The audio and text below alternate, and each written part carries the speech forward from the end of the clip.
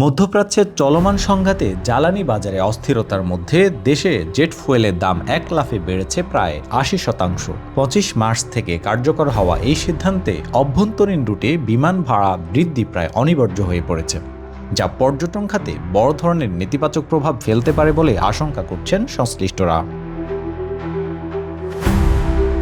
Bangladesh energy regulatory commission BERC এর সিদ্ধান্ত অনুযায়ী অভ্যন্তরীণ রুটে প্রতি লিটার জেট ফুয়েলের দাম ১১২ টাকা ৪১ পয়সা থেকে বেড়ে ২০২ টাকা ২৯ পয়সা হয়েছে।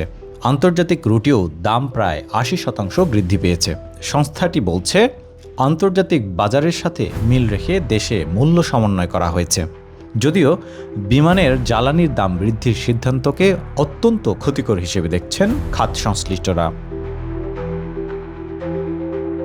বেসরকারি এয়ারলাইন্সগুলো বলছে, নতুন পরিস্থিতিতে অভ্যন্তরীণ রুটে ভাড়া সর্বনিম্ন ১,০০০ টাকার বেশি বাড়তে পারে।